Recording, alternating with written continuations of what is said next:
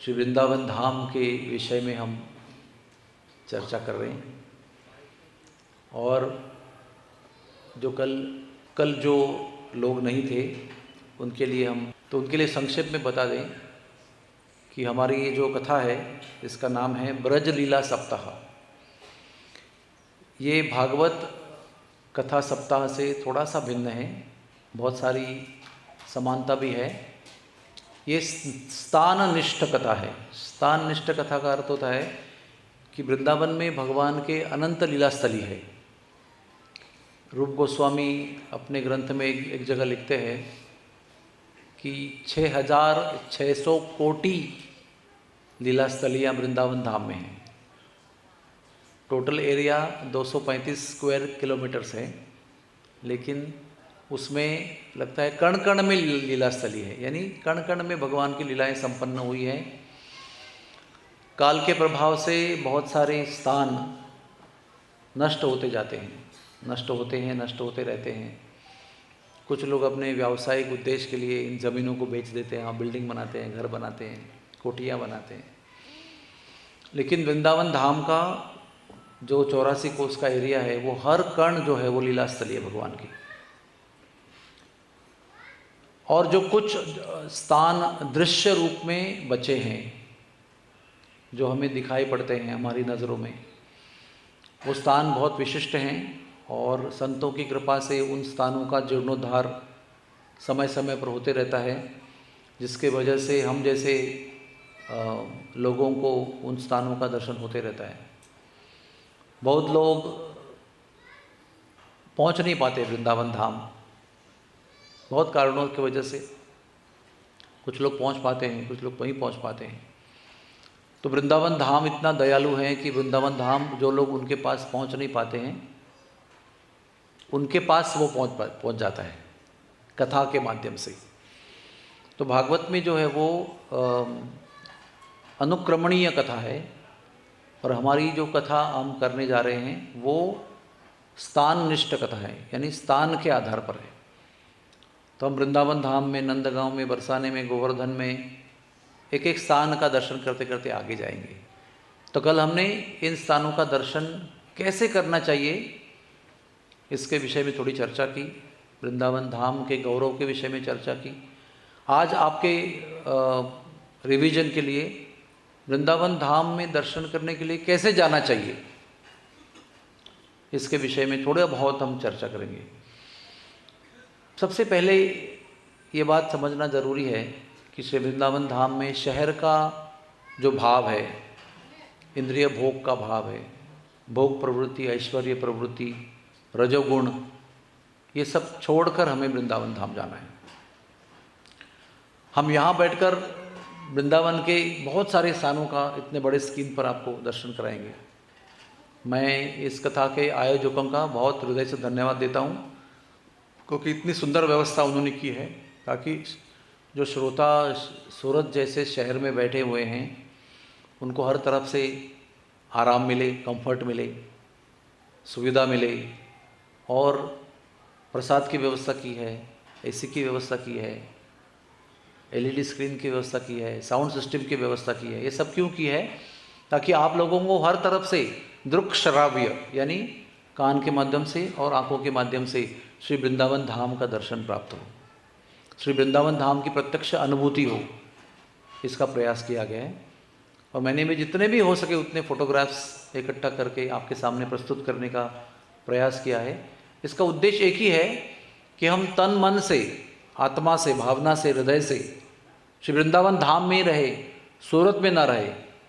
हमारा मन जो है, हमारी चेतना जो है, हमारी जो आत्मीयता है, वो वृंदावन से एक रूप हो जाए, इस भावना से ये सब व्यवस्था की है। तो जो शहर का भाव है, शास्त्र में भी लिखा है, जो शहर होता है वो रजोगुण में होता है, वन होता है वो सत्वगुण में होता है। और जैसे पाप के स्थान होते हैं, दारू का अड्डा या वेश्यागमन स्थान, वो सब तमोगुण में होते हैं, जहाँ चोरी होती है, डकैती होती है, शराब पी जाती है। वृंदावन जो है वो विशुद्ध सत्वगुण में है। एक हमारी दुनिया में सत्वगुण होता है जिसके भी हम अधीन हो सकते हैं, अच्छा है वो, लेकिन वो भी एक सोने की जंजीर है, एक लोहे की है, एक चांदी की है, लेकिन जंजीर जंजीर ही होती है, जंजीर सबको बांध देती है। लेकिन वृंदावन धाम जो है वो सत्वगुण के परे है, जिसको विशुद्ध सत्वगुण कहते हैं। हाँ, और विशुद्ध सत्वगुण में प्रवेश करने के लिए कम से कम सत्वगुण में होना चाहिए, ऐसे कहा गया है। तो ये एक क्वालिफिकेशन हो गया। दूसरा ये है कि वृंदावन धाम का दर्शन करने के हेतु हम लोग सब यहाँ पर आए हैं, तो अपनी चेतना को एकाग्र करना चाहिए।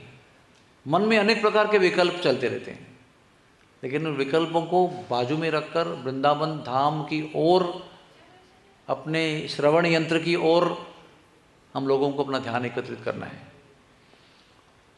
दूसरा कहा गया है कि जो वृंदावन धाम का दर्शन करना चाहते हैं उनको अपने जीवन में, यानी कि आज के जीवन में 13 तारीख में, 14 तारीख में, 18 तारीख तक और आगे पीछे भगवान नाम की साधना बहुत दृढ़ करनी चाहिए। भगवान नाम का अनुष्ठान, अधिष्ठान बहुत मजबूत होना चाहिए, क्योंकि भगवान नाम का अधिष्ठान किए बिना भगवान धाम में प्रवेश नहीं मिल सकता है। तो तीसरा आइटम है स्ट्रॉन्ग साधना। चौथा है कि हमारे गुरुदेव ने बताया था कि वृंदावन धाम का वास्तविक रूप में अगर दर्शन करना है तो वो प्रवेश करने पर ही होगा। और प्रवेश कैसे मिलेगा?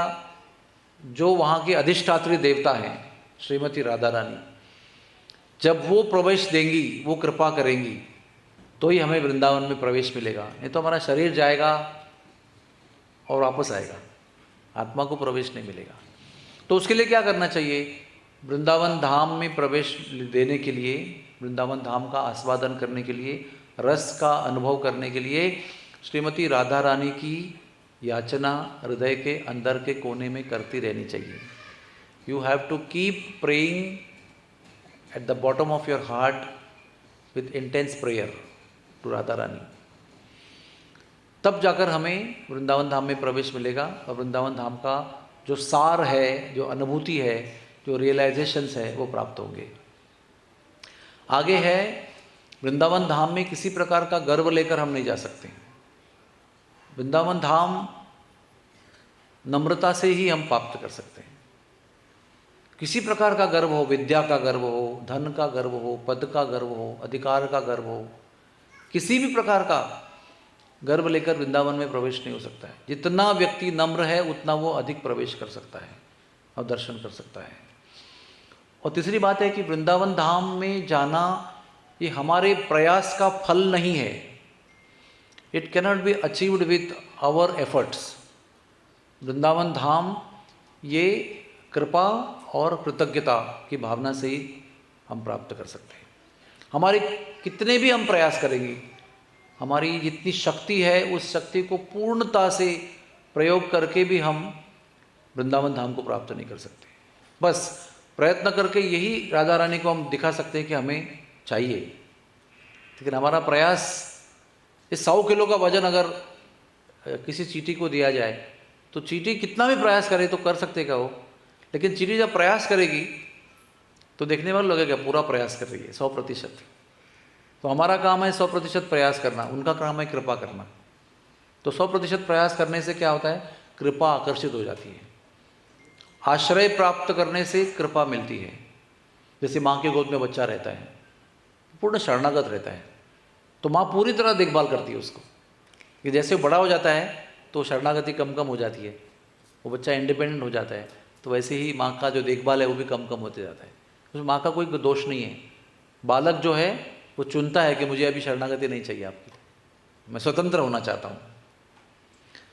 तो इसलिए आश्रय बहुत ज़रूरी है। वृंदावन धाम का दर्शन तब होता है जब वृंदावन धाम की जो अधिष्ठात्री देवता है उसके चरणों का आश्रय ग्रहण करने की हम इच्छा करते हैं। उसके आगे जाकर श्री वृंदावन धाम में जब हम जाते हैं तो किसी प्रकार का इंद्रिय भोग करने का वहाँ प्रयास नहीं करना चाहिए कि भाई आलू पराठा कहाँ मिलेगा, हाँ चाइनीज़ चाउमीन कहाँ मिलेगा। सब रेस्टोरेंट बने हुए हैं वहाँ पर, लेकिन हम लोग वो सब करने के लिए वहाँ नहीं जा रहे हैं। हाँ, बांके बिहारी के पीछे बहुत बढ़िया टिक्की मिलती है, बहुत बढ़िया लस्सी मिलती है। अरे वृंदावन गए और बांके बिहारी का टिक्की नहीं खाया तो क्या खाया आपने, क्या किया वृंदावन जाके? ये सब जो भाव है उसको त्याग करके वृंदावन जाना चाहिए। उनकी इच्छा से लस्सी आ गए आपके खाने में तो बहुत अच्छी बात है, लेकिन उसके लिए प्रयास करने के लिए हम माने जा रहे हैं। हम भगवान के से सब स्थाने हेरुबो आमी प्रणयी भक्ति संगे, भगवान के प्रणयी प्रेमी भक्तों के संग में हम जाकर उन स्थानों का दर्शन करना चाहते हैं, उन स्थानों की लीला को सुनना चाहते हैं, उन लीलाओं के रस में डूब जाना चाहते हैं, अपने आप को खो जाना चाहते हैं। और एक बात हमारे नरोत्तम दास ठाकुर जी कहते हैं कि विषया छाड़िया कोबे शुद्ध हबे मौन, तबे हमा बुझावो से श्री वृंदावन। जब तक विषयों में मन लगा हुआ है, इंद्रिय तृप्ति में मन लगा हुआ है, भोग में मन लगा हुआ है, तब तक वृंदावन का दर्शन वृंदावन में रहकर भी नहीं हो सकता है। नाम का आश्रय और इंद्रिय भोग की प्रवृत्ति, जब तक हम नाम का आश्रय प्राप्त करके इंद्रिय भोग की प्रवृत्ति जब तक त्याग नहीं करते हैं, तब तक वृंदावन में रहकर भी वृंदावन के दर्शन नहीं हो सकते। और अगर नाम का आश्रय है और हम 10,000 मील दूर है वृंदावन से, फिर भी आप वृंदावन में रह सकते हैं, क्योंकि वृंदावन कोई भौतिक वस्तु नहीं है। वृंदावन ये दिव्य वस्तु है, और दिव्य वस्तु को प्राप्त करने का, दर्शन करने का, अनुभव करने का तरीका दिव्य ही हो सकता है। किसी भी दिव्य वस्तु को हम भौतिक तरीके से नहीं देख सकते। We cannot perceive a divine item with material way, material method. दिव्य वस्तु को दिव्य तरीके से ही हम अनुभूति कर सकते हैं। तो जब तक हम अपने आप को दिव्य स्तर पर रहने का प्रयास नहीं करते, तब तक वृंदावन में वास्तविक रूप से आध्यात्मिक आत्म स्तर पर प्रवेश नहीं हो सकता है। इसलिए हमें ये जानना जरूरी है कि यात्रा और पिकनिक, इसमें अंतर क्या है। यात्रा में भगवान केंद्र स्थान में होते हैं, यात्रा में भगवान का आश्रय ग्रहण किया जाता है। पिकनिक में हम केंद्र स्थान होते हैं, मेरा आनंद मेरा सुख टॉप पर होता है, उसको पिकनिक कहते हैं। पिकनिक में हम अपनी खुशी के लिए जाते हैं, अपने को क्या अच्छा लगता है वो करते हैं। सब लोग मिलकर प्लान बनाते हैं कि सब लोग को खुशी कैसे होगी, लेकिन यात्रा में भगवान को खुशी कैसे मिलेगी, उनको प्रसन्नता कैसे मिलेगी, ये परम उद्देश्य होता है। और वो भगवान को खुशी आनंद देने के प्रयास में हमें कष्ट भी हो सकता है, असुविधा भी हो सकती है, लेकिन उन सारी असुविधाओं को स्वेच्छा से स्वीकार करना यात्रा का मूलभूत कार्य है। यात्रा में स्वेच्छा से असुविधाएं स्वीकार की जाती है, खुशी से, भगवान के लिए, और ये वो यात्रा की प्रधान तपस्या है। कभी यात्रा में समय पर भोजन नहीं मिलता है, कभी वर्षा हो जाती है, कभी गाड़ियाँ पंक्चर हो जाती है, कभी कुछ बरसात आ जाती है, कभी कुछ। हमारी भी 35 साल के एक्सपीरियंस में यात्रा में अनंत प्रकार की बाधाएं आती हैं, लेकिन फिर भी लोग बहुत आनंद प्राप्त करके शहर में लौटते हैं, अपने घर में लौटते हैं, क्योंकि उनका उद्देश्य भगवान को संतुष्ट करने का होता है। तो ये भाव हमको सबको समझना ज़रूरी है। तो हम लोग यहाँ पर पिकनिक मूड में नहीं आए हैं कि मुझे क्या मिलेगा, हम यहाँ पर यात्रा के मूड में आए हैं। भले हम सूरत में हैं शरीर से, लेकिन आत्मा से हम यात्रा करना चाहते हैं। इसलिए यात्रा में भगवान की संतुष्टि सर्वप्रथम होनी चाहिए। सम सिद्धिर हरितोषणम। उसके आगे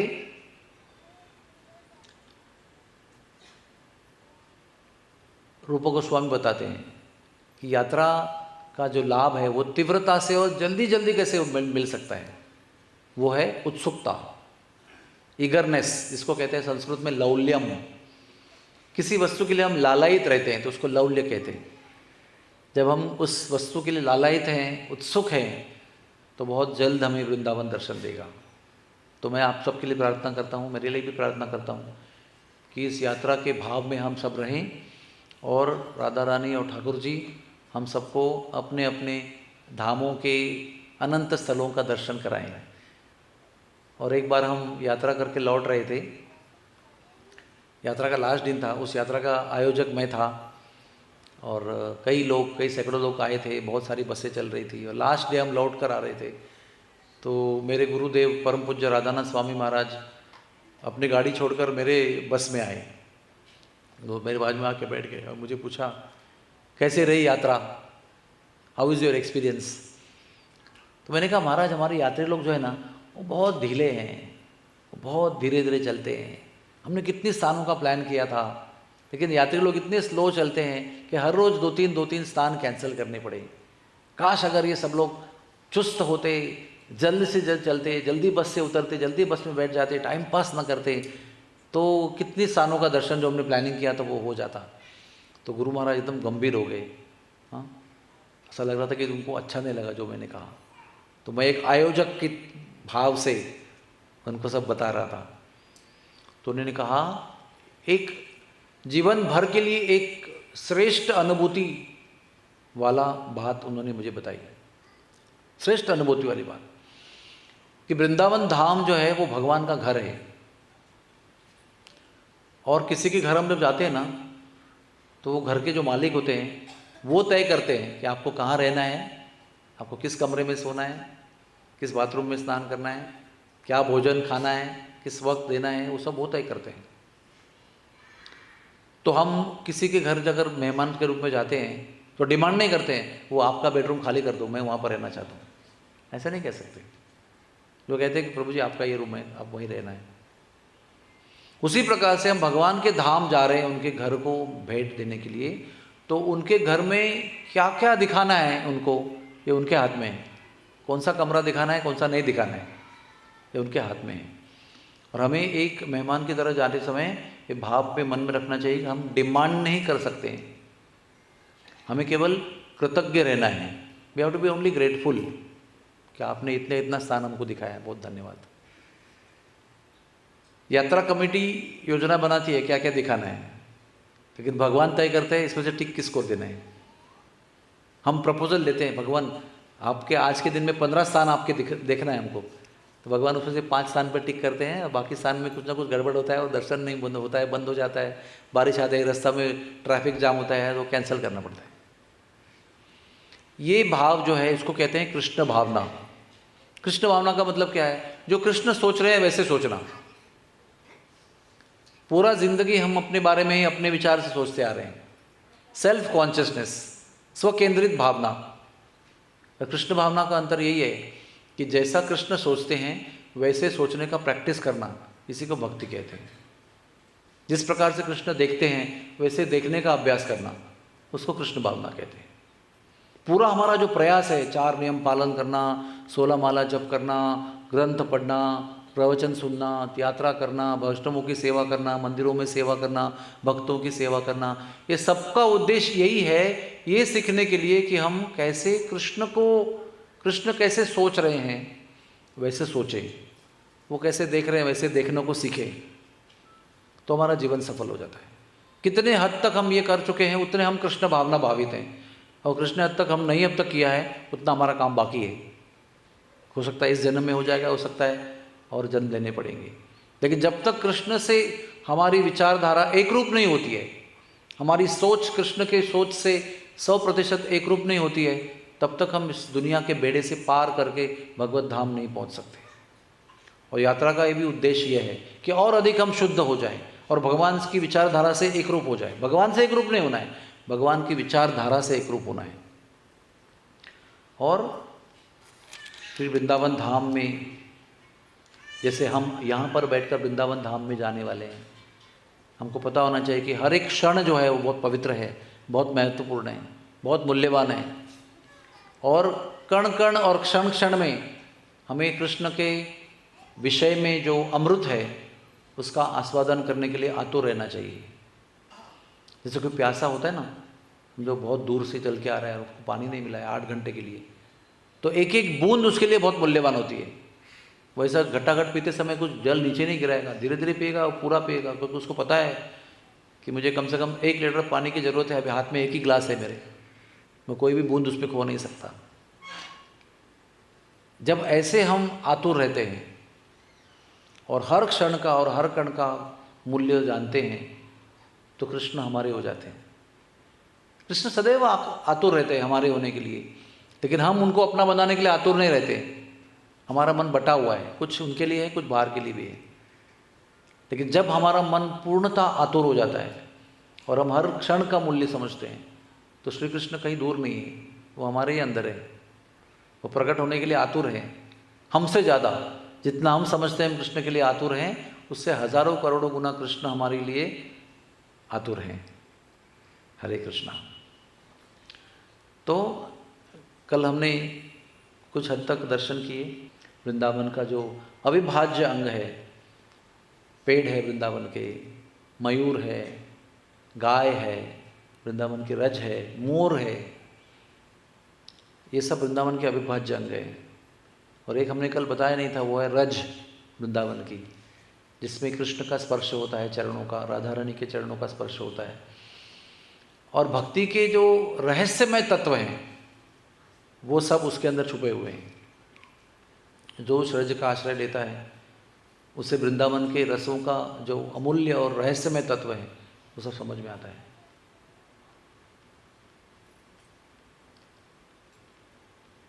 ओके। और एक वृंदावन का अविभाज्य अंग है यमुना। यमुना जी को भगवान ने आदेश दिया था पृथ्वी पर अवतरित हो जाओ। तो गर्ग संहिता में उसका वर्णन है कि 1,00,000 पहियों वाले स्वर्णमय रथ में बैठकर, जो रथ एक शहर जैसा था जिसमें उनकी करोड़ों सखियाँ, यमुना जी की करोड़ों सखियाँ विराजमान होकर गौलोक और द्वारका, अयोध्या, मथुरा, वैकुंठ, ब्रह्म ज्योति पार करते हुए, विरजा नदी को पार करते हुए भौतिक जगत में प्रवेश करती हैं। वहाँ से हमारे ब्रह्मांड में प्रवेश करती हैं। वहाँ से ब्रह्मा लोक से लेकर उतरते उतरते उतरते फिर यमुना देवी कालिंद पर्वत पर आती है जो हिमालय के बीच में है। और कालिंद पर्वत पर वो दृश्य रूप में प्रकट होती है, तब तक किसी को दिखाई नहीं पड़ती मनुष्य को। और कालिंद पर्वत के बाद में उसका दर्शन होता है, यमुनोत्री कहते हैं उसको। और वहाँ से वो फिर यात्रा करते करते वृंदावन धाम में आती है।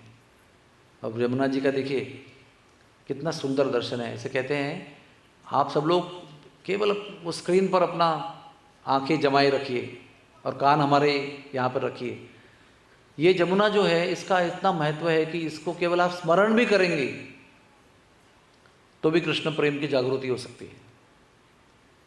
अगर स्पर्श भी करेंगे, उसमें आचमन करेंगे, उसमें डुबकी लगाएंगे, उसकी सेवा करेंगे, उसका पूजन करेंगे, उसके लिए प्रार्थना करेंगे, हर प्रकार के उसके साथ जो संपर्क करेंगे आप किसी प्रकार से, तो यमुना जी का केवल दर्शन मात्र ही से आपको कृष्ण प्रेम, कृष्ण भक्ति, कृष्ण कृपा प्राप्त हो सकती है। इतनी शक्ति है इसके अंदर। ये देखिए, ये 1986 का दर्शन है। तो सबसे पहले हम परम पूज्य राधानाथ महाराज जी के साथ में वृंदावन धाम में यात्रा करने गए थे। कितने साल हो गए? 14 और 22 36 साल हो गए आज। दिसंबर के महीने में सबसे पहले हम विद्यार्थी दशा में गए थे। तभी भी उन्होंने कहा था कि हर क्षण हमें राधा रानी की याचना करते रहनी चाहिए वृंदावन धाम में, अगर वृंदावन धाम का सही रूप में दर्शन करना है। तो ये यमुना का एक वैशिष्ट्य है कि जहाँ जहाँ वो घूमती है, जहाँ जहाँ चलती है, उसके सारे किनारे जो है वो तीर्थ स्थान के रूप में परिवर्तित हो जाते हैं। ये उनको वादा किया गया था। को जाने को गंगा जमुना तैयार नहीं थी। वो कह रही थी कि पृथ्वी तल में सब लोग पाप करते हैं, वो हमारे अंदर स्नान करेंगे, हमारे अंदर पाप छोड़ेंगे, तो हम उनका पाप लेकर क्यों घूमें, हम नहीं जाएंगे, हम वहाँ जहाँ है गोलोक में वहाँ अच्छे हैं। लेकिन भगवान ने कहा कि नहीं, उन सबका उद्धार करने के लिए आपको जाना है। आप जहाँ जहाँ चलेंगी गंगा जमुना, सारे किनारे तीर्थ क्षेत्र के रूप में जाने जाएंगे।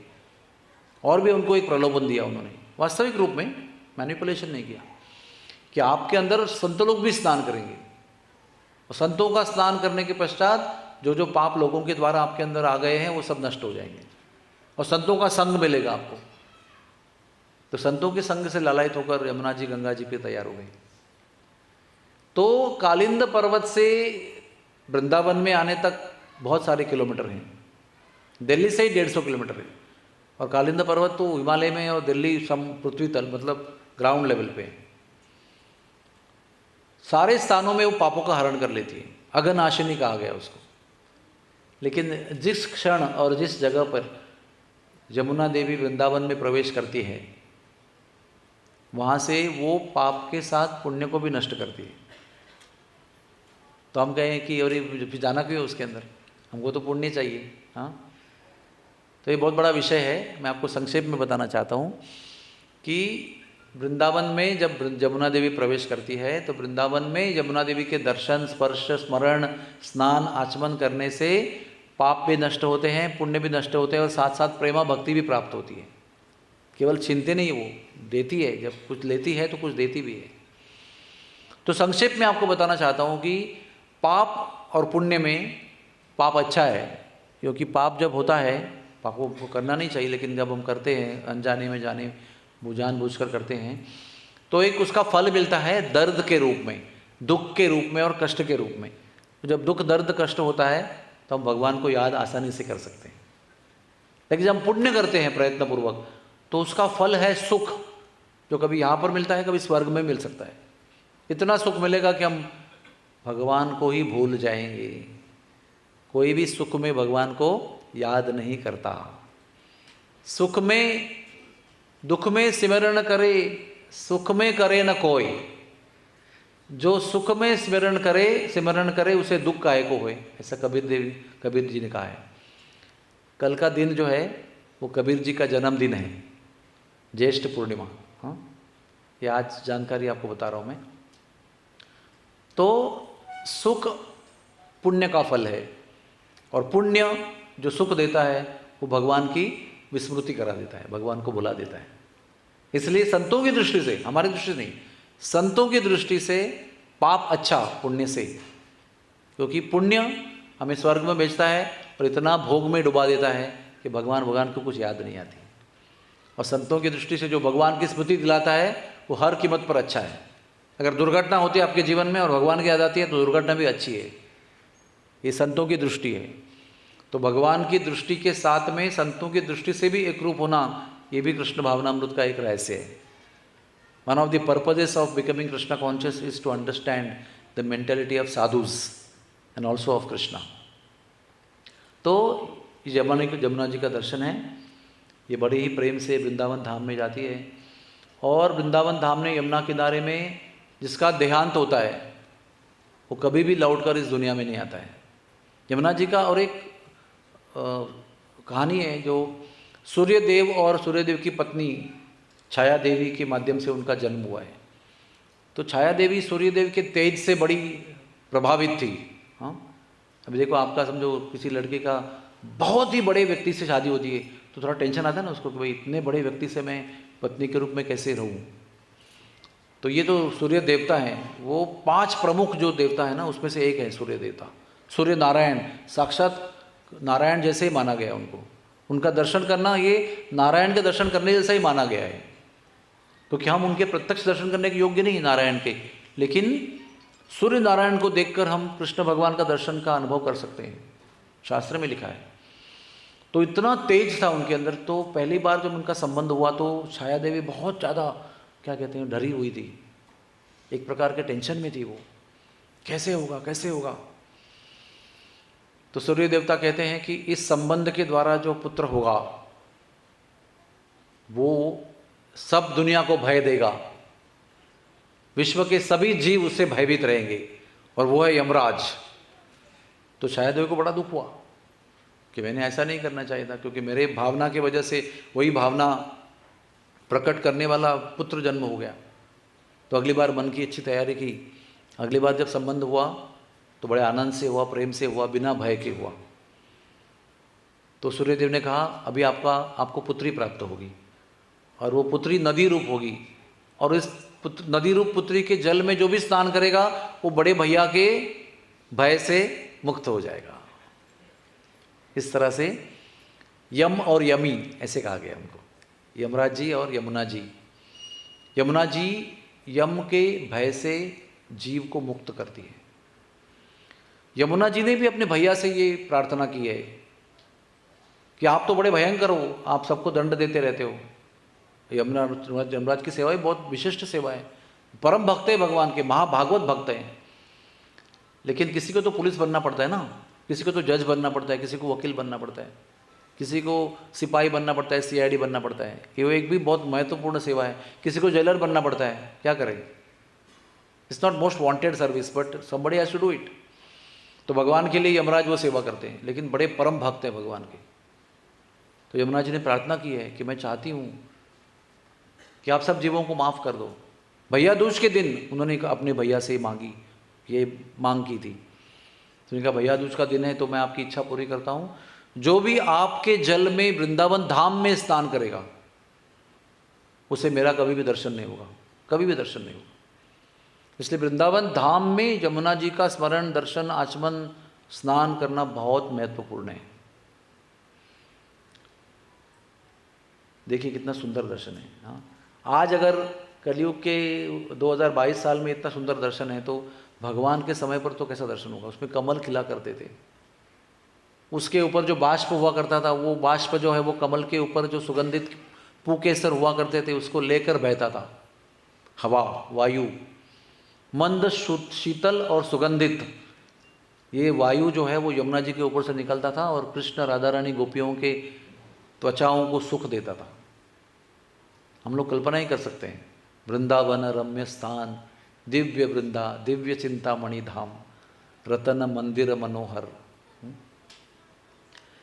तो ऐसा ही देखिए सूर्यास्त का समय केशी घाट से दर्शन हो रहा है, बहुत सुंदर।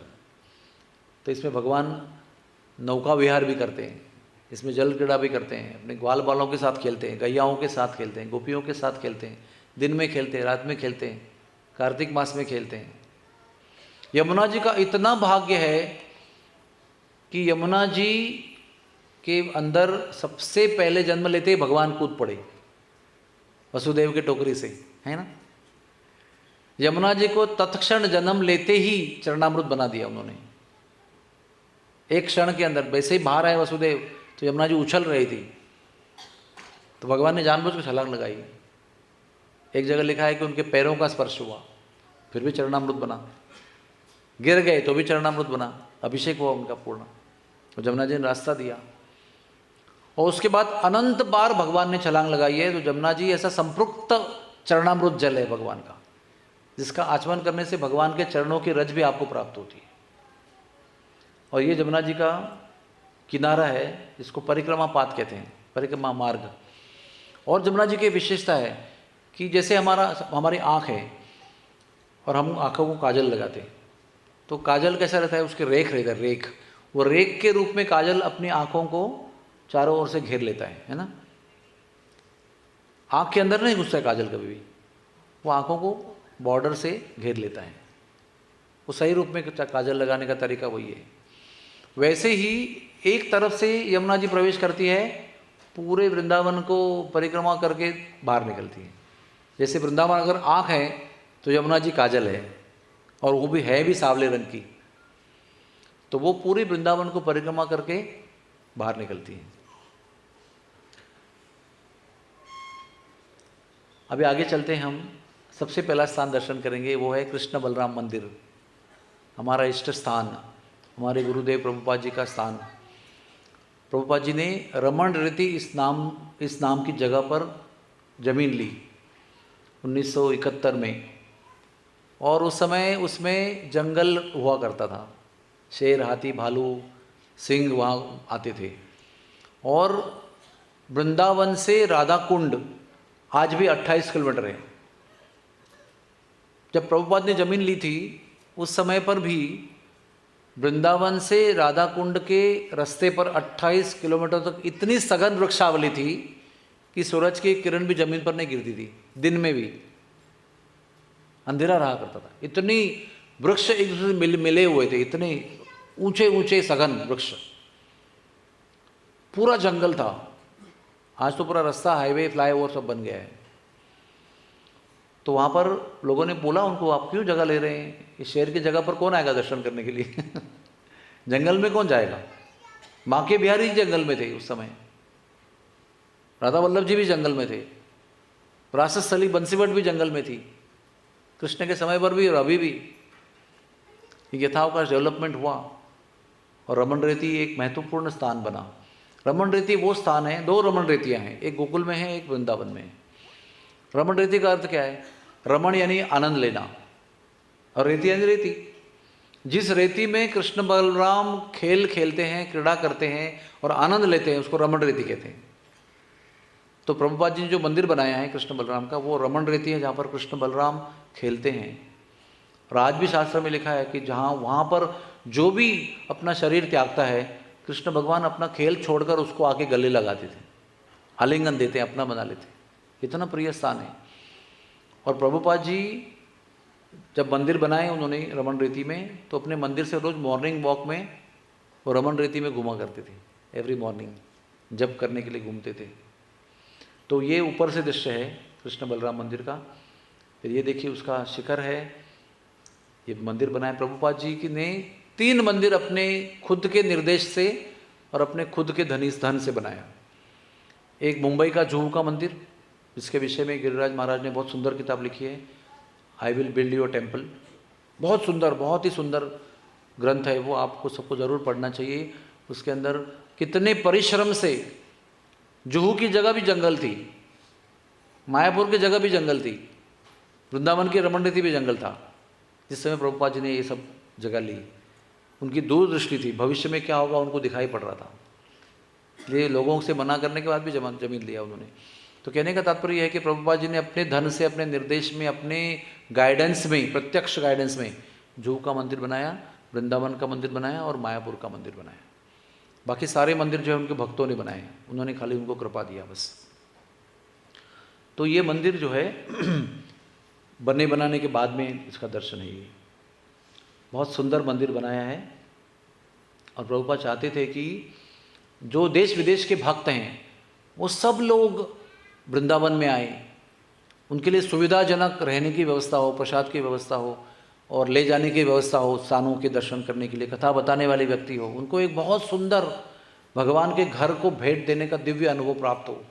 इसलिए प्रभुपाद जी ने वहाँ पर सुंदर मंदिर बनाया, कृष्ण बलराम को वहाँ पर स्थापन किया, रमन रीति के हिसाब से राधा श्याम सुंदर की मूर्तियों को स्थापन किया। वृंदावन में भी एक 7 मंदिरों में से एक प्रमुख मंदिर राधा श्याम सुंदर जी का है। वहाँ पर अपने भक्तों को उन्होंने बिठाया और उन्होंने कहा कि राधा श्याम सुंदर से प्रार्थना कीजिए आप कि वो इस मंदिर में भी रहें और वहाँ से हमारे मंदिर में भी आके निवास करें। ये उनकी श्रद्धा थी कि भगवान भक्तों के हृदय की इच्छा पूर्ण करते हैं। अगर वो प्रामाणिक और निस्वार्थ रूप से की जाए तो भगवान उसकी इच्छा पूर्ण करते हैं। इसलिए ये बहुत सुंदर मंदिर बनाया। उसके बाद में उन्होंने गुरुकुल बनाया, गेस्ट हाउस बनाया, रेस्टोरेंट बनाया प्रसाद के लिए, हर प्रकार की सुविधा भक्तों के लिए बनाई। और उसके बाद में जब उनका देहांत हुआ तो ये जो सामने का स्ट्रक्चर आपको दिख रहा है ना, ये उनकी समाधि है, प्रभुपाद जी की समाधि। प्रभुपाद जी की इच्छा थी, उन्होंने कहा था कि बम्बई मेरा ऑफिस है और वृंदावन मेरा घर है और मायापुर मेरी पूजा का स्थान है, माई प्लेस ऑफ वर्शिप। तो जो आपको अंदर दिखाई पड़ रहा है वो कृष्ण बलराम का मंदिर है, और जो बाहर की तरफ जो संगमरमर का जो आपको दोनों तरफ दिखाई पड़ रहा है वो प्रभुपाद जी की समाधि है। ये प्रभुपाद जी की समाधि का हिस्सा है और ये श्री कृष्ण बलराम है। श्रील प्रभुपाद जी ने पूरे विश्व भर में सब जगह राधा कृष्ण का मंदिर बनाया, लेकिन सबसे पहले उन्होंने मंदिर बनाया सैन फ्रांसिस्को में, वेस्ट कोस्ट अमेरिका। वहाँ पर जगन्नाथ बलदेव सुभद्रा स्थापन किया और सैन फ्रांसिस्को को नाम दिया न्यू जगन्नाथपुरी। लेकिन बाकी सारे जगह पर उन्होंने राधा कृष्ण के विग्रह लगाए, सब जगह पर। वृंदावन धाम में उन्होंने कृष्ण बलराम का प्रमुख मूर्ति बनाया, प्रमुख विग्रह जो है वो श्री कृष्ण बलराम के बनाए, क्योंकि वो श्री कृष्ण बलराम की खेलन भूमि है, क्रीड़ा भूमि है। इसलिए प्रभुपाद जी को लोग प्रश्न पूछते थे कि कृष्ण ज़्यादा शक्तिमान है कि बलराम ज़्यादा शक्तिमान है। तो कुछ लोगों ने कहा नहीं, बलराम तो बड़े भाई है। फिर प्रभुपाद जी ने कहा नहीं, बलराम जी शक्तिमान नहीं है। अगर वो शक्तिमान होते तो कृष्ण के कंधे का आधार लेकर क्यों खड़े रहते? वो कैसे खड़े हैं? ऐसे अपने भैया के कंधे पर हाथ रख के खड़े हैं, कृष्ण का आधार लेकर खड़े, आश्रय लेकर खड़े। ये श्री कृष्ण बलराम इतने सुंदर विग्रह हैं कि आप जाएंगे तो आपकी नज़र नहीं हटेगी। ठीक से दर्शन हो रहा है ना वहाँ पर? ये देखिए, और भक्तगण भी इतनी मेहनत करते हैं उनका श्रृंगार करने के लिए, उनको सुंदर दर्शन प्राप्त कराने के लिए उनके वस्त्र सिलाते हैं, फूलों के वस्त्र बनाते हैं। फूलों के वस्त्रों का दर्शन है। और ये गौर निताई है, श्री कृष्ण चैतन्य और नित्यानंद प्रभु, उनके साथ प्रभुपाद जी का विग्रह है। और प्रभुपाद जी के गुरु महाराज जो हैं भक्ति सिद्धांत सरस्वती, उनका विग्रह है। और ये गौर निताई जी का अलग श्रृंगार, श्री श्याम सुंदर जी राधा रानी के साथ खड़े हैं और राधा रानी विराजमान हैं। ये जो मैं ये माला पहनी हुई है, ये राधा रानी की माला है, वृंदावन की राधा श्याम सुंदर की महाप्रसादी मालाएं। तो ऐसा ही मनोहरम मनोहर हृदयंगम दर्शन श्री कृष्ण बलराम मंदिर में है। 3 विग्रह हैं उसके अंदर। देखिए, दिल थाम के दर्शन कीजिए। राधा श्याम सुंदर जी महाराज की जय हो।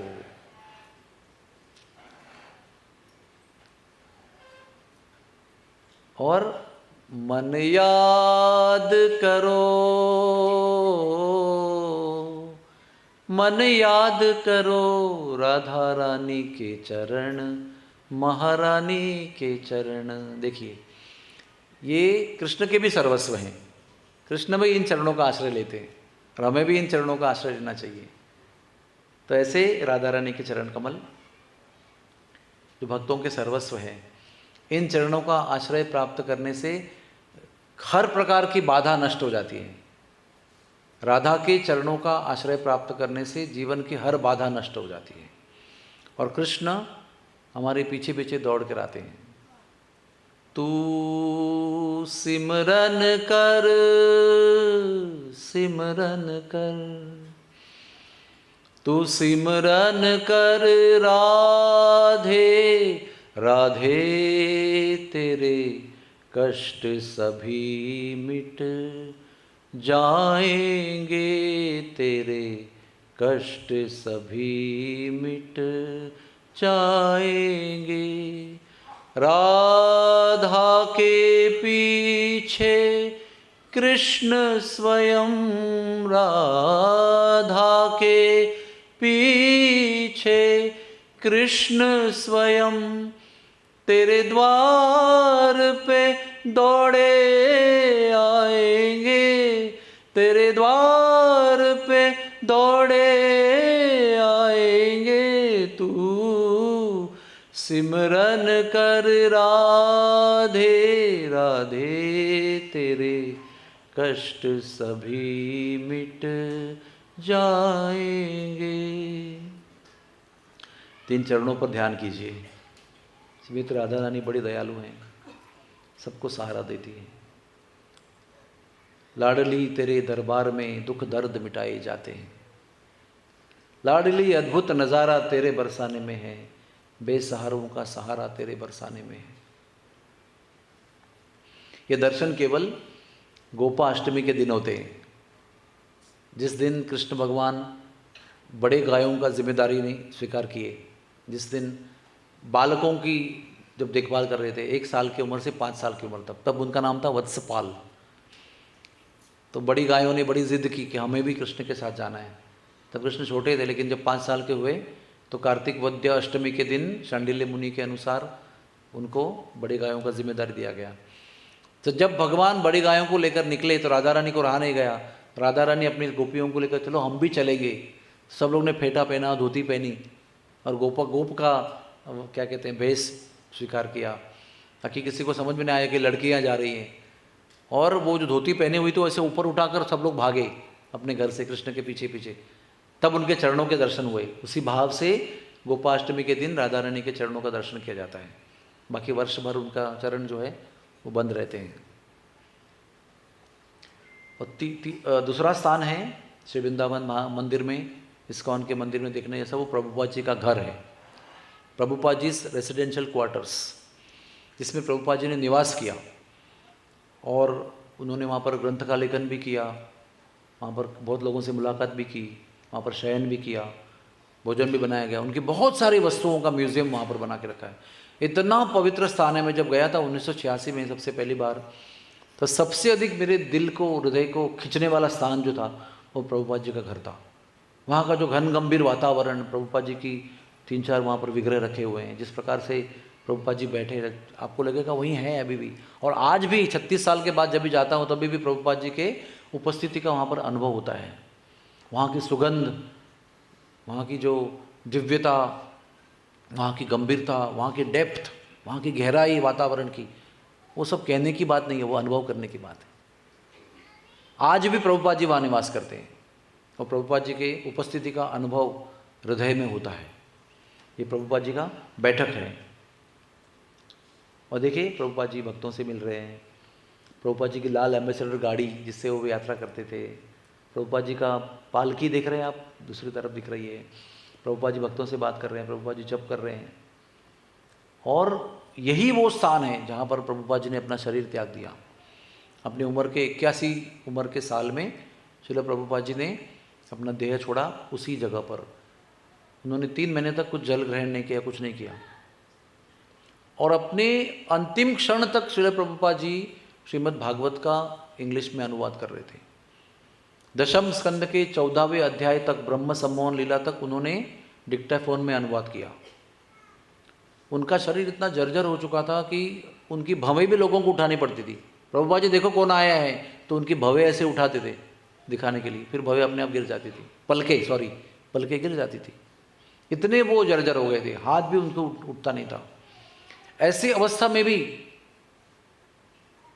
व्हाट यू से, क्रिस्टलाइन कॉन्शियसनेस, क्लियर कॉन्शियसनेस, स्वच्छ कॉन्शियसनेस थी उनकी। दिव्य चेतना के आधार पर वो अपने मुख कंठ से श्रीमद् भागवत के ग्रंथों का अनुवाद करते थे, और वो लोग उनके मुंह के ऊपर डिक्टाफोन पकड़ के वो टाइप करते थे उसको, ऑडियो को टाइप करके फिर किताब छपवाते थे। तो आप देख रहे हैं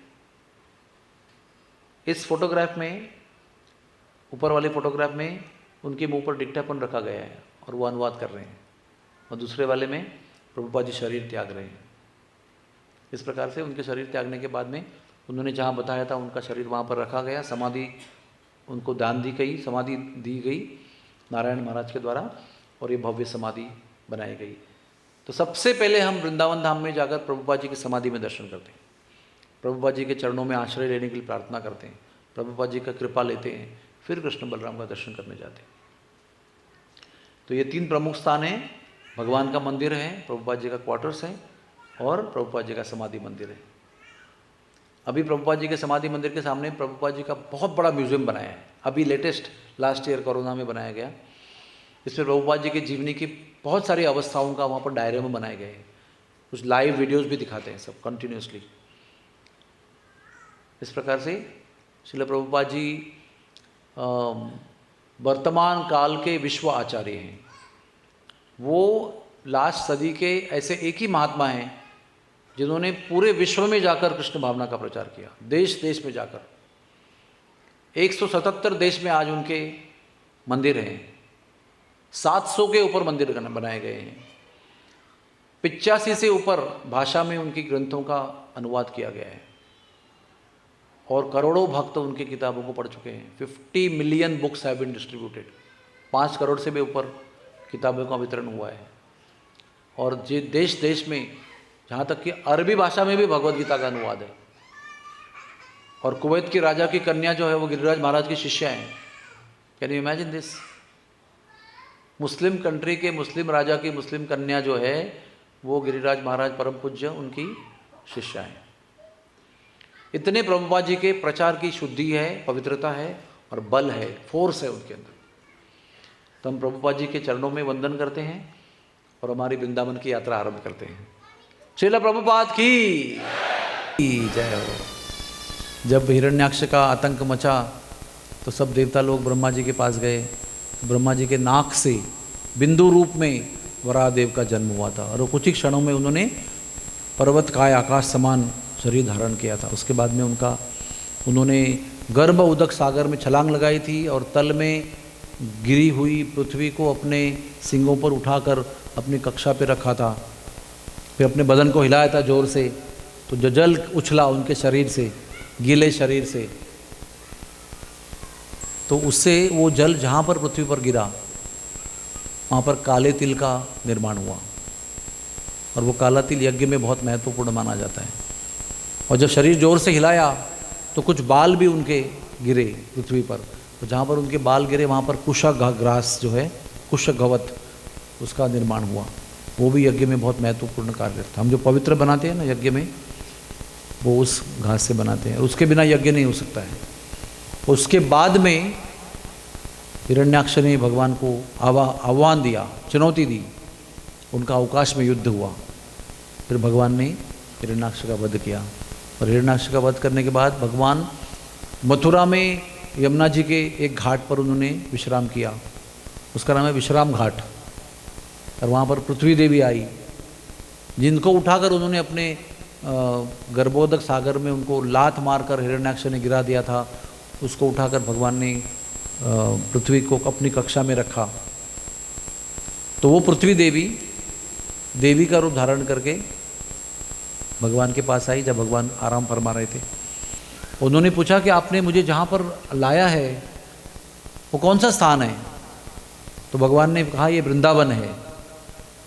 और पूरा वृंदावन की महिमा वराह भगवान ने पृथ्वी देवी को सुनाई है, जो आज के तारीख में आदि वराह पुराण के नाम से उपलब्ध है।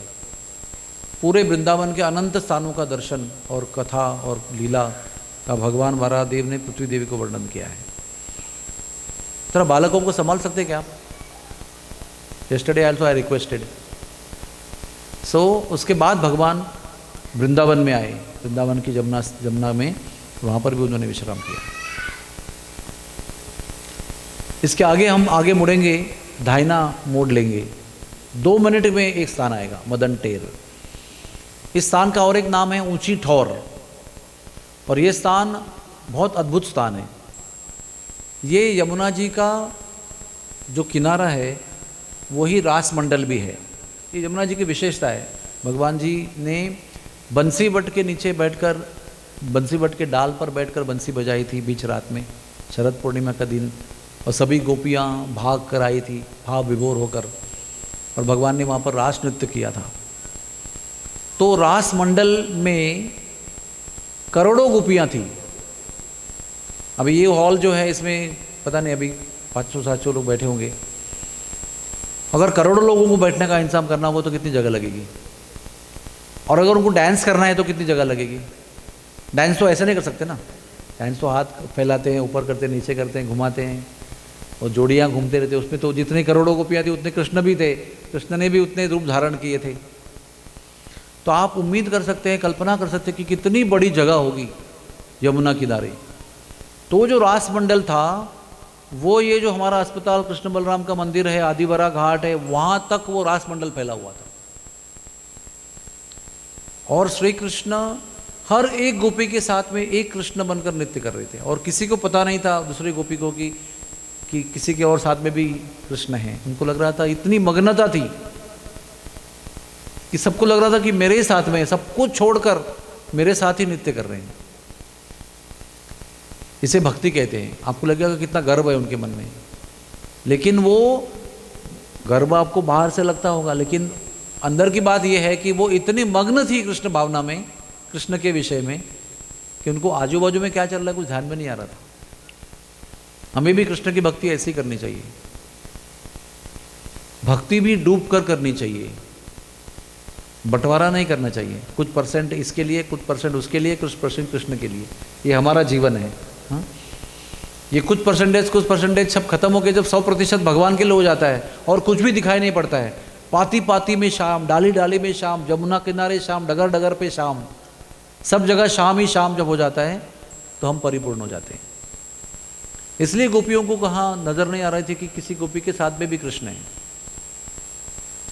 तो ये जो रास मंडल है ये फिजियोलॉजिकल मतलब फिजिकली ज्योग्राफिकली अभी हमारे जो हॉस्पिटल और आदिवारा घाट और कृष्ण बलराम मंदिर है वहाँ तक ये रास मंडल था, और वहाँ पर कृष्ण गोपियों के साथ नृत्य कर रहे थे। तो कामदेव और उनकी पत्नी रति देवी वहाँ पर आई।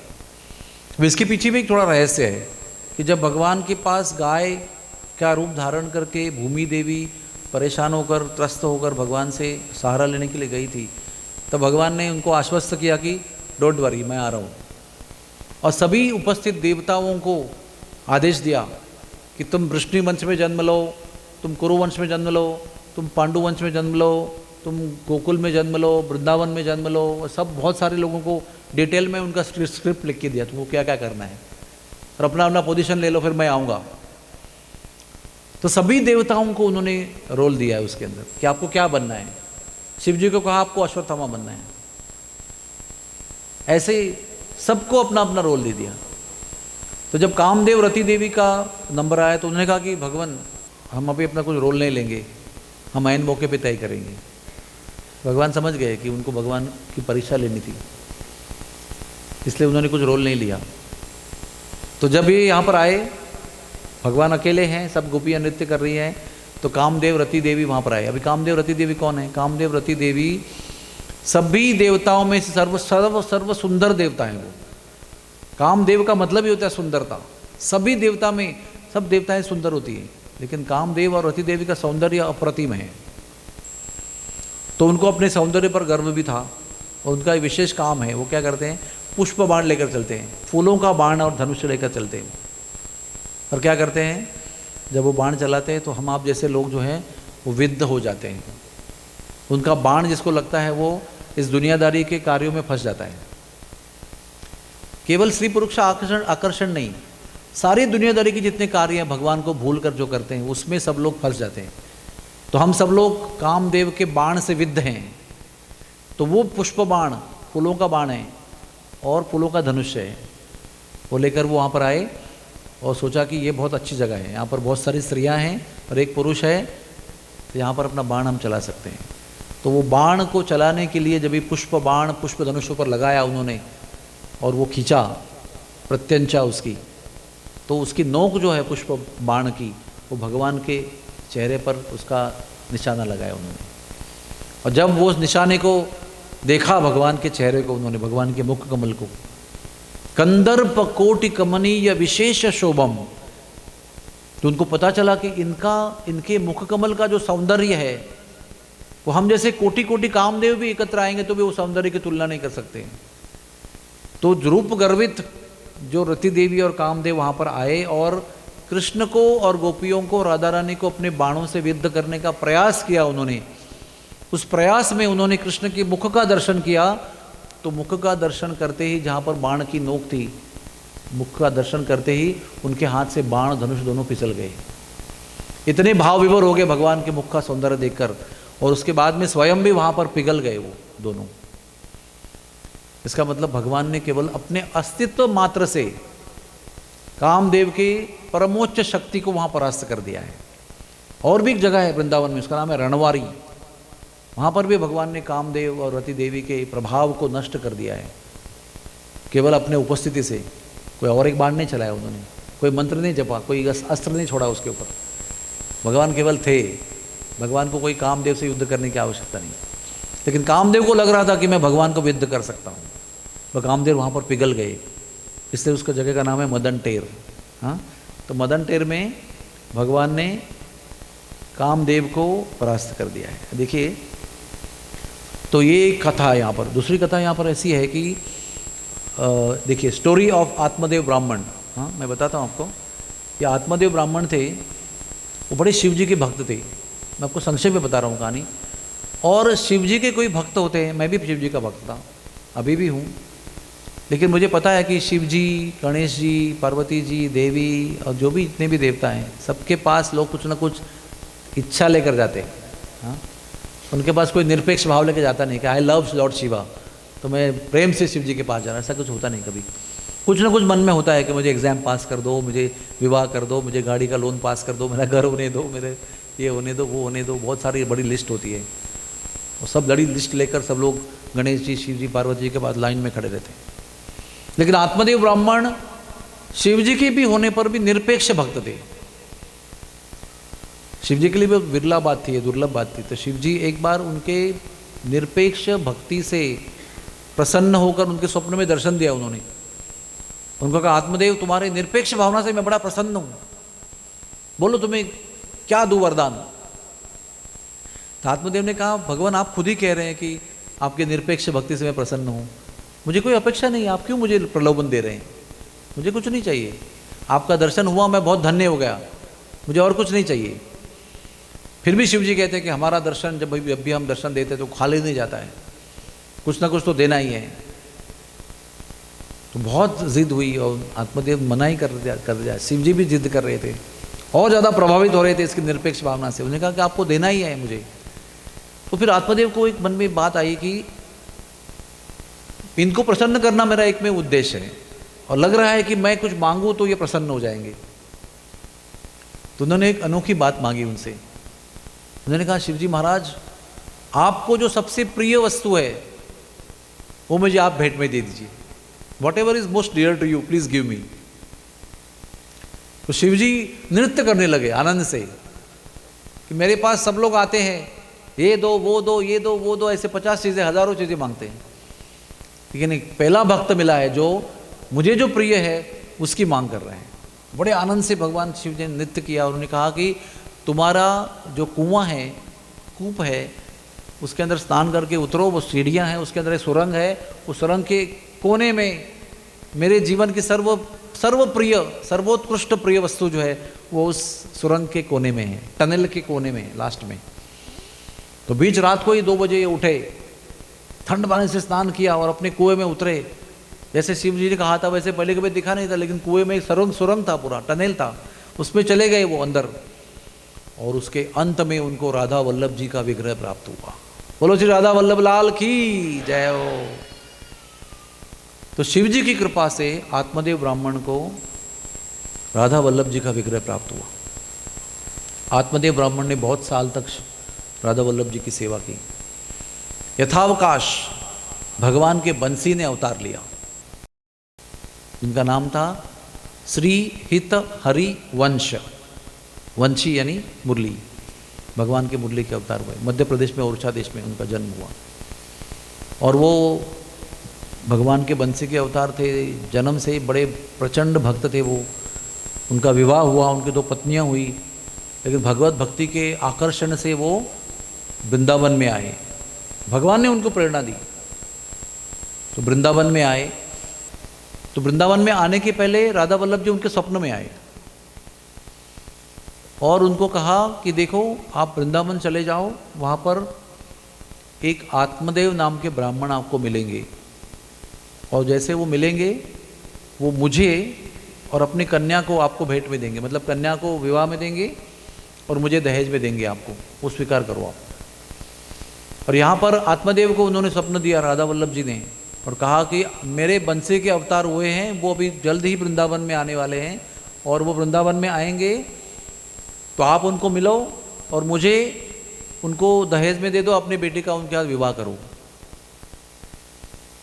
अभी देखो उन्होंने कुछ उनका फ़ोटो नहीं भेजा व्हाट्सएप पे कि ऐसे दिखेंगे, ये ऐसे दिखेंगे, इस व्यक्ति को आपको मिलना है, ये ऐसे वस्त्र पहनते हैं, बाल ऐसे रखते हैं, ऐसा कुछ नहीं था। जैसे आत्मदेव, जैसे ही हरिवंश वृंदावन में आए यमुना किनारे, तो आत्मदेव ने जब उनको देखा तो उनको हृदय से प्रेरणा हुई, वो यही हैं। दोनों को ये पता चला कि वही हैं जो स्वप्न में भगवान ने बताया था, और दोनों ने एक दूसरे को इतना प्रेम से आलिंगन दिया, नदियाँ बहाई अश्रुओं की, प्रेम अश्रुओं की, प्रेम से बहुत समय तक आलिंगन में रहे। फिर उन्होंने कहा अपने अपने स्वप्न में क्या सुना था। दोनों को स्वप्न में एक ही तरह की बात बताई गई थी। फिर आत्मदेव गए और अपनी कन्या को लेके आए और विवाह में उसको अर्पण किया, और राधा वल्लभ जी के विग्रह को भी अर्पण किया उनको। तो विवाह होने के पश्चात अपनी तीसरी बहू को उन्होंने अपने घर भेज दिया मध्य प्रदेश में, और वो इस जगह पर जब मैंने आपको दिखाया ना, दर्शन दी गई, ये जो स्थान है ना मदन टेर, ये आज भी ये हमारे हॉस्पिटल के 2 मिनट के वॉकिंग के डिस्टेंस है, कोई कंस्ट्रक्शन नहीं है वहाँ पर। ब्रज रज जिसको कहते हैं ना, मूल रज जमुना जी की रज जो है वो आज भी वहाँ पर रखी गई है, और ब्रज के जितने पुरातन वृक्ष है वो सब वहाँ पर लगाए गए हैं। वहाँ पर मोर आते हैं, तोता आते हैं, बहुत सुंदर शांतमय शांत स्थान है। वहाँ पर कोई लाउड स्पीकर, कोई कीर्तन, मृदंग, झांझ बजाने का कोई परमिशन नहीं है वहाँ पर। आप जाइए वहाँ पर, शांति से रज में बैठिए और कोमल स्वर से कथा कर सकते हैं, रज में लोटपोट हो सकते हैं। बहुत ही रमणीक स्थान है, बहुत ही बीच भीड़ में एक रमणीक स्थान वहाँ पर अभी तक मेंटेन करके रखा है। तो वहाँ पर एक विशाल बरगद का पेड़ था। मैंने कहा था कि ब्रज में ऐसे बहुत प्रसिद्ध और लीला वाले बहुत बड़े वटवृक्ष हैं, उसमें से एक वटवृक्ष यहाँ पर है जो इतना विशाल था, जैसे कि ट्रिप्लेक्स हाउस हमारा कैसा होता है, डुप्लेक्स हाउस, एक लेवल पे एक रहने की व्यवस्था, फिर ऊपर लेवल पे और एक रहने की व्यवस्था, वो बिल्डिंग के टॉप में होता है डुप्लेक्स हाउस। तो ये पेड़ ऐसा था कि बहुत विशाल कमरा एक लेवल पे, उसके ऊपर लेवल पे एक विशाल ढोली, मतलब छेद उसके अंदर, और थर्ड लेवल पे और एक विशाल छेद जिसके अंदर आप सो सकते हो, खड़े हो सकते हो, नाच सकते हो, जो भी करना कर सकते हो। तो ऐसे विशाल बरगद के पेड़ के ग्राउंड लेवल पे ये खुद रहे भजन करते हुए। बीच लेवल में उन्होंने राधा वल्लभ जी को रखा उनका श्रृंगार करके, और ऊपर लेवल पे सारा सामान जो श्रृंगार का है, उनका वस्त्र है, उनके अलंकार है, वो सब स्टोर किए उन्होंने। नीचे के लेवल पे बैठ के भजन करते थे, बीच में ठाकुर जी का श्रृंगार करते थे, भजन पूजन करते थे। ऐसे विशाल वृक्ष में वो रहे, कई साल तक रहे। तो ये जो मदन टेर का स्थान है, ये राधा वल्लभ जी का, ये जो चित्रपट आप देख रहे हैं, ये हित हरिवंश जी हैं, भगवान के बंसी के अवतार हैं। ये अजानुबाहुत है, देखिए इनकी भुजाएं जो हैं वो आप अपने कभी खड़े होकर देखिए, आपका हाथ जो है ना घुटने तक नहीं पहुंचेगा। तो प्रभु रामचंद्र का हाथ घुटने तक पहुंचा था। श्री कृष्ण भगवान, बलराम जी, चैतन्य महाप्रभु, नित्यानंद प्रभु, जितने भी भगवान के अवतार हुए हैं, भगवान के श्रेष्ठ संत भक्त हुए हैं, नरोत्तम दास ठाकुर जी हुए हैं, ये सब अजानुभाव थे, यानी इनका हाथ जो है वो अपने घुटने तक पहुंचता था। तो ये भी ऐसे ही थे, बंसी के अवतार थे। इनकी बड़ी लंबी लंबी कहानी है, कभी आपको बताएंगे फुर्सत में। लेकिन नरवाहन नाम के भयंकर डाकू का उन्होंने उद्धार किया। वो नरवाहन डाकू यहाँ पर लंगोटी पहनकर इनके साथ भजन करने लगा। तब नरवाहन डाकू ने सारा वृंदावन जो है वो लूटपाट करके उस पर राज्य स्वीकार के मतलब प्राप्त किया था उन्होंने, जबरदस्ती बलपूर्वक। वो सारा राज्य जो था विरक्त होने के पश्चात नरवाहन डाकू ने हित हरिवंश के चरणों में अर्पण कर दिया।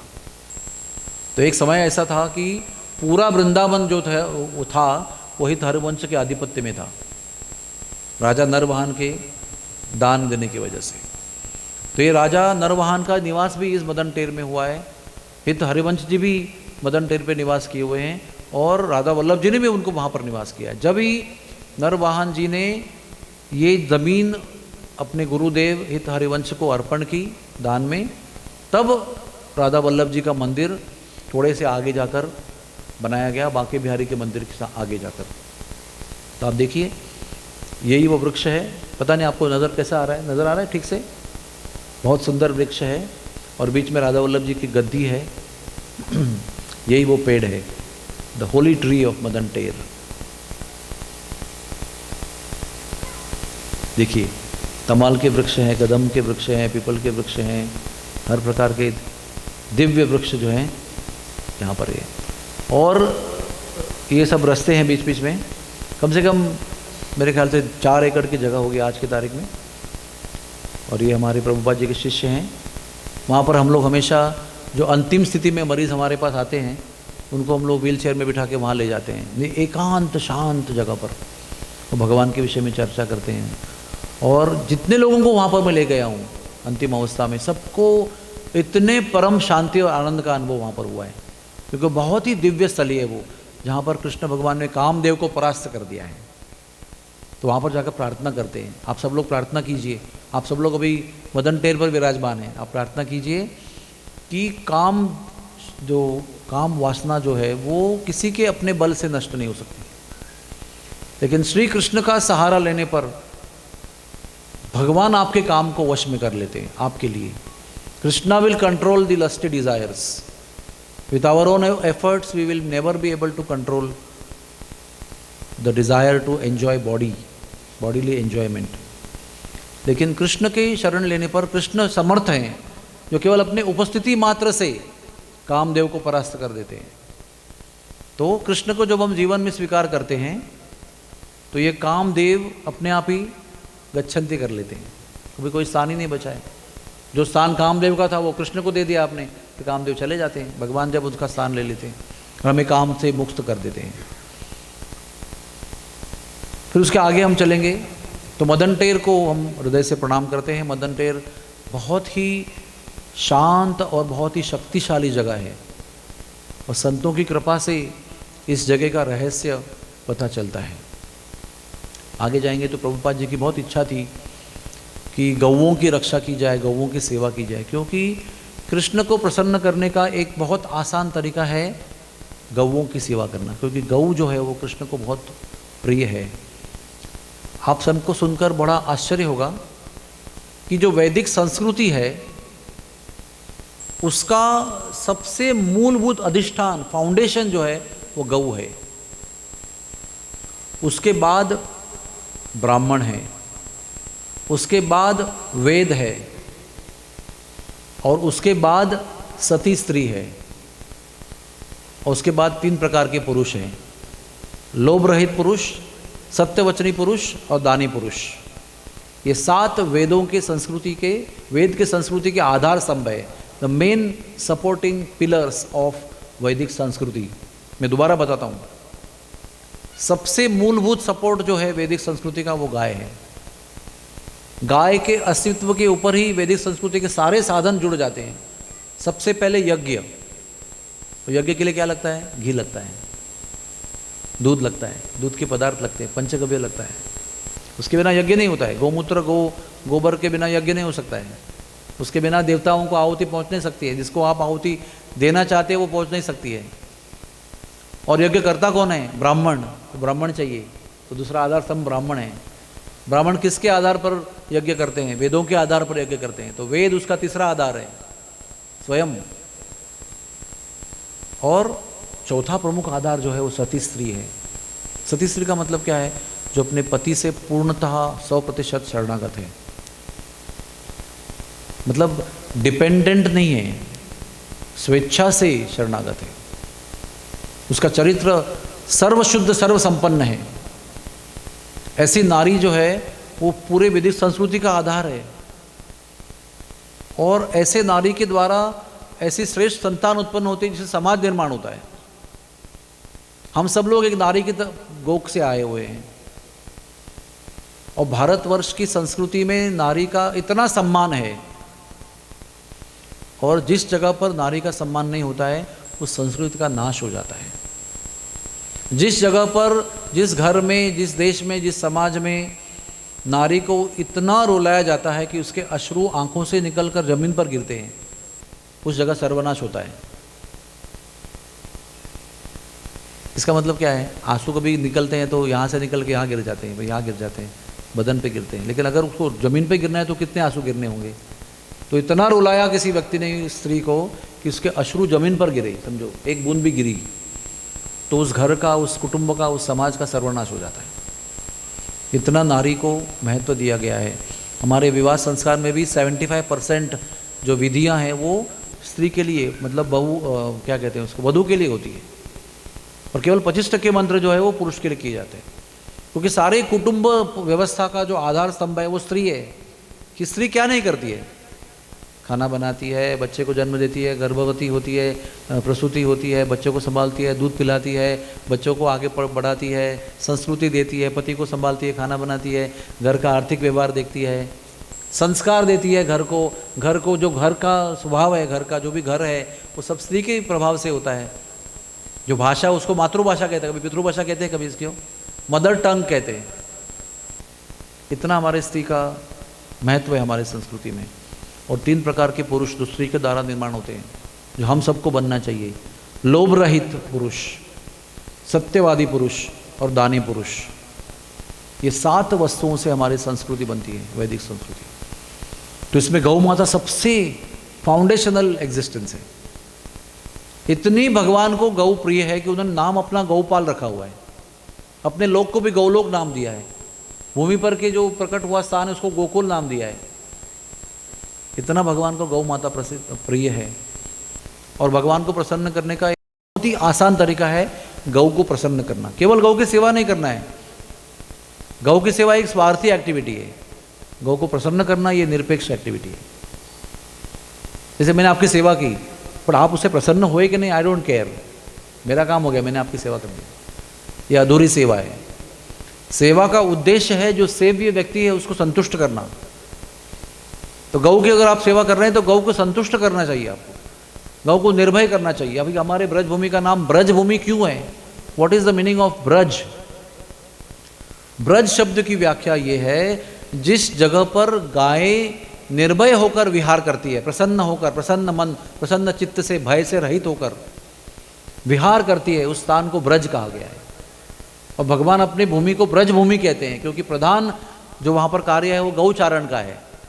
भगवान भी गौलोक धाम से उतरकर यहाँ पर सब ऐश्वर्यों को छोड़कर आते हैं, चप्पल भी नहीं पहनते हैं, मुकुट भी धारण नहीं करते हैं, अपने भगवान की पोजीशन को भी त्याग देते हैं, भगवत्ता को छोड़ देते हैं। क्यों? गाय चराने के लिए, गोबर में, गोमूत्र में लोटपोट होने के लिए। हाँ, कितनी कहानी है भगवान की बचपन से लेकर बड़े होने के बाद। उनको बड़ा पसंद है गोमूत्र गोबर के मिश्रण में स्केटिंग करना पेट के बल, बचपन में किया उन्होंने गौशाला में। और पूरे ब्रज के जितना भी समय था 11 साल 54-52 दिन हर दिन गौचारण किया उन्होंने। 1 साल का होने के बाद में 10 साल 54 दिन हर दिन गौचारण किया है। तो बालकों का किया है, बच्चों का बच्चियों का, या तो बड़ी गायों का। लेकिन एक भी दिन ऐसा नहीं गया कि उन्होंने गौ की सेवा नहीं की। हर एक गौ के नाम को बंसी से पुकारते थे वो। कितनी करोड़ों गायें थी उनकी, सब गौओं को नाम से पुकारते थे। एक छठवीं धुन है उनकी, एक धुन बजाते थे। जैसे कि किसी का नाम सुनीता है, सुनीता सुनाई पड़ रहा है उसको। किसी का नाम कालिया है, सुरभि है, तो उसको वो सुनाई पड़ रहा है एक बंसी की धुन से। एक पेड़ है वहाँ पर टेर कदम नाम का नंदगांव में, जहाँ पर चढ़कर वो कदम ब चढ़ गाय बुलावत शाम, बंसी बजाकर सब गायों को पुकारा करते थे। अपने उंगलियों पर गाय का नाम जपा करते थे। गौरज में स्नान करते थे भगवान। राधा रानी ने भगवान का डिफेंस किया हुआ है। जब भगवान स्वयं गोप देवी बनकर भेष बदलकर जब गए थे राधा रानी की परीक्षा लेने के लिए, तो गोप देवी बनकर भगवान ने कृष्ण की अपनी बहुत निंदा की कि कैसा संस्कृतिहीन व्यक्ति है ये, काला गलूटा है, ना रूप है, ना कल्चर है, ना शिष्टाचार है, ना कोई रीति रिवाज है, ना कोई जाति है, ना कोई पाति है, ना कोई वीरता है, कुछ नहीं है। तो राधा रानी ने उनका गौरव किया कि जो व्यक्ति गौ का नाम जपता है उससे बड़ा कोई धार्मिक व्यक्ति नहीं हो सकता है। जो रोज गौ क्रज में स्नान करता है, जो गौ बर में रोज अपने आप को लेटपुट लगता है, उससे ज़्यादा प्रिय भगवान को और कोई नहीं है, उससे ज़्यादा धार्मिक कोई नहीं है। ऐसे राधा रानी ने डिफेंस किया भगवान का, केवल गौ की उनकी सेवा के क्रिया पर आधारित। तो प्रभुपाद जी की ये इच्छा थी कि इस्कॉन संस्था में अगर भगवान को प्रसन्न करना है तो जगह जगह पर गौशाला होनी चाहिए। तो इसलिए ने बहुत सुंदर गौशाला बनाई है। ये परिक्रमा रास्ते पर है। आज के तारीख में वहाँ पर 450 गायें हैं और बहुत सुंदर तरीके से उनकी सेवा होती है। हाँ, गौ की सेवा में भी बहुत नियम होते हैं।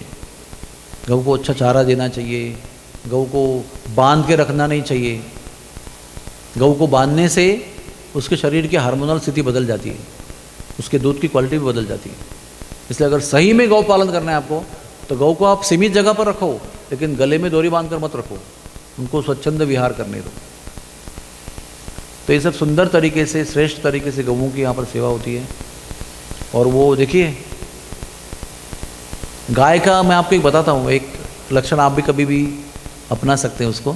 वो लक्षण ये है कि अगर आप समझो किसी अनजान गौशाला में गए और गाय के पास जाकर आपको इच्छा होती है ना गाय को हाथ लगाएं, ऐसे करें, और आप गाय को हाथ लगाने का प्रयास करते ही अगर गाय आप पर क्या कहते विरोध करने लगी या आक्रमण करने लगी या तो नकारने लगी, आपका गर्दन हिलाने लगी, आपको सिंग से मारने का प्रयास करने लगी, इसका मतलब वो गाय एब्यूज्ड है, यानी उस पर उसके साथ व्यवहार अच्छा नहीं किया जा रहा है।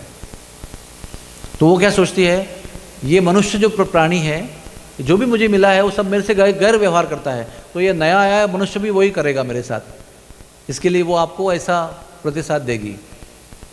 लेकिन ये फोटो में जैसा दिखाया है, ऐसा अगर आप गाय के पास गए और उसके गले को हाथ लगाया तो उसने ऐसा गला ऊपर कर दिया पूरा, थोड़ा और खुजाओ, ऐसे ही बताया समझो आपको। तो इसका मतलब उस गाय को बहुत अच्छी तरह से रखा गया है।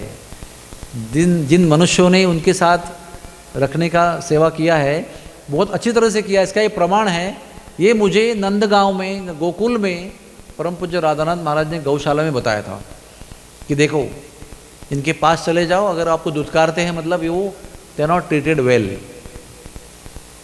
अगर उनके पास आप जाएंगे और कुछ उनकी सेवा करने का प्रयास करेंगे तो आगे आगे आएंगे, आपके लिए सूंघने के लिए आएंगे, इसका मतलब उनको बहुत ही अच्छी तरह से रखा गया है। तो इस गौशाला में जाएंगे तो सारी आपको देखते सारी गायें भाग के आएगी आपके पास, आपको चाटने का प्रयास करेंगे, आप हाथ देंगे तो आपको हाथ को चाटेंगे, क्योंकि भक्तगण उनकी बड़ी प्रेम से सेवा करते हैं। कोई डंडा से कभी मारते नहीं उनको, कभी केवल डंडा दिखाते यहाँ से वहाँ जाने के लिए बस दिखाते हैं, लेकिन कोई उसका प्रहार नहीं करते। भगवान ने भी कभी गैया को डंडा से कभी कुछ किया नहीं, केवल दिखाने के लिए है वो, यहाँ से मत जाओ इधर से जाओ। तो इस प्रकार से गैयाओं की संतुष्टि हमारे जीवन से सब दुख दर्द मिटा देती हैं, सब चिंताएं नष्ट कर देती है। तो गैयाओं के विषय में जितना बोले उतना कम है, क्योंकि आज की स्थिति में गैयाओं की स्थिति इतनी ख़राब है तो प्लास्टिक खा रही हैं, उनको केवल दूध के लिए देखा जाता है, हाँ, एक बिजनेस के रूप में देखा जाता है। मनुष्य इतना स्वार्थी हो गया है। गैया ऐसी एक प्राणी है जो जीवन के अंत तक देती रहती है, गोबर और गोमूत्र। और जब भगवान ने गौ का निर्माण किया, ब्रह्मा जी ने, तो सारे देवी देवताओं तुरंत आके बैठ गए उनके अंदर। हर एक अंग में गाय के देवताओं का निवास है। और क्या कहते हैं उसको, दुर्भाग्य से कहो या बैड लक कहो, गंगा जी और लक्ष्मी जी लेट आई।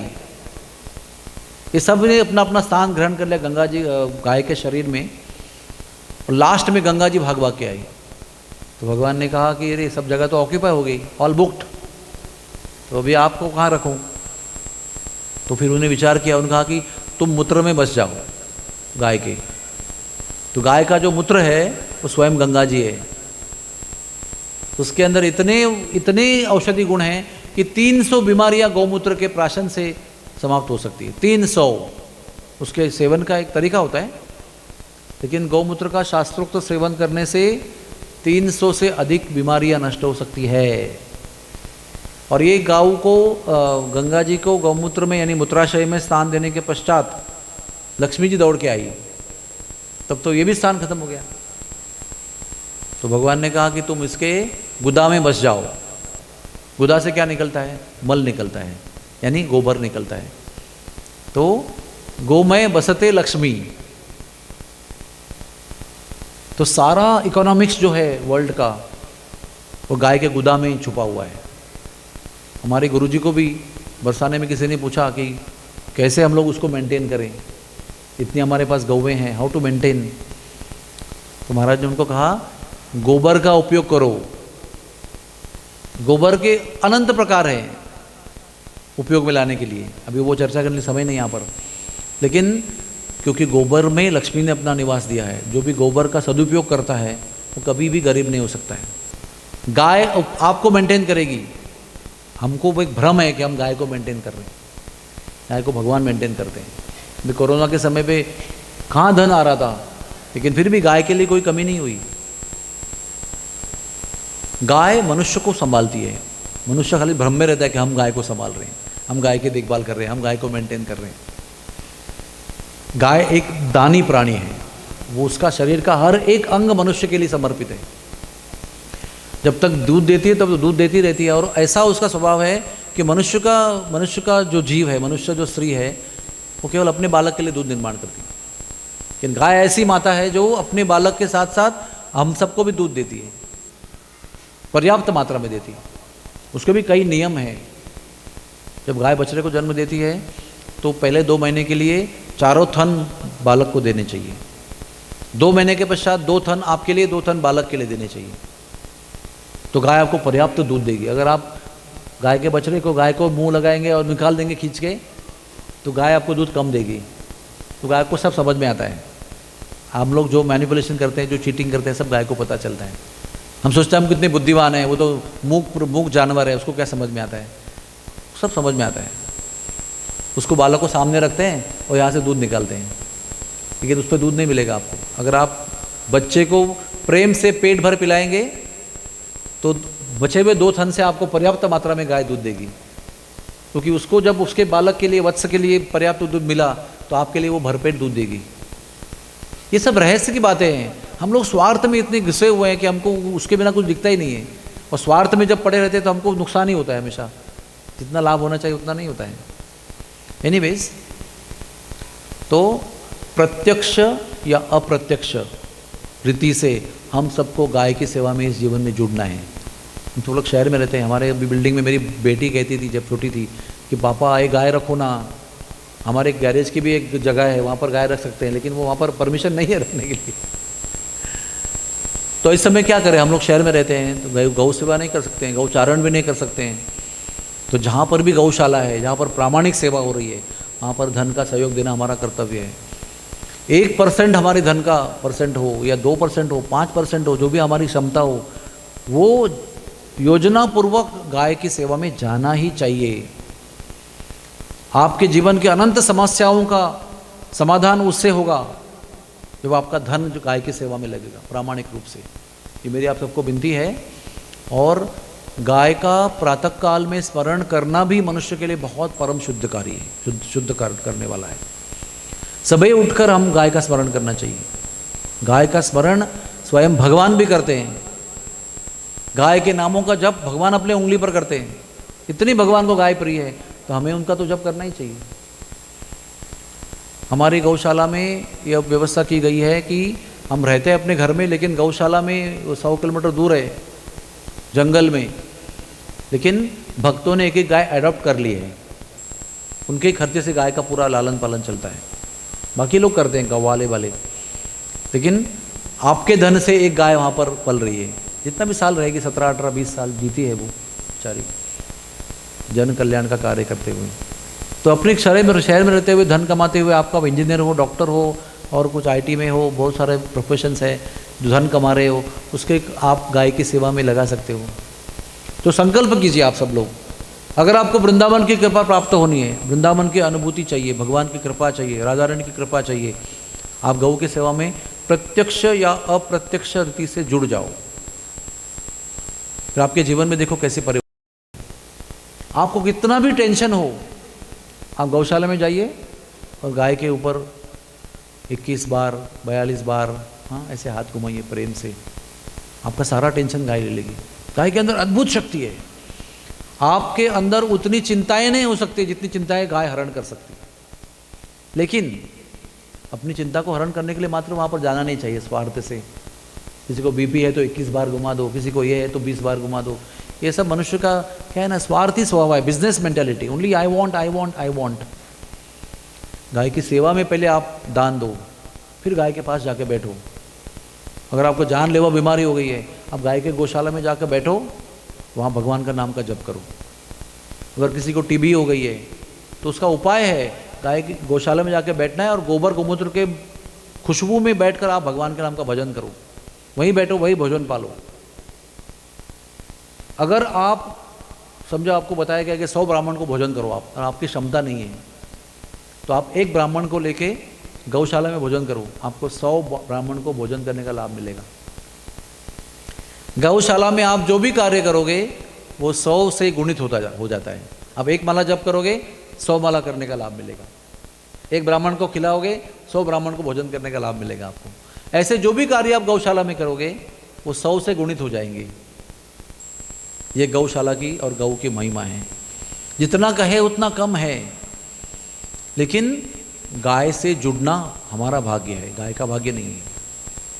सब लोग संकल्प कीजिए मन में और खोजिए और पता कीजिए कहाँ मैं छोटे मोटे अमाउंट से गाय के साथ जुड़ सकता हूँ। गाय के साथ जुड़ने से हमारे जीवन में अनंत कृपा का प्रवेश होता है और सारे दुख दर्द चिंताएं मिट जाती है।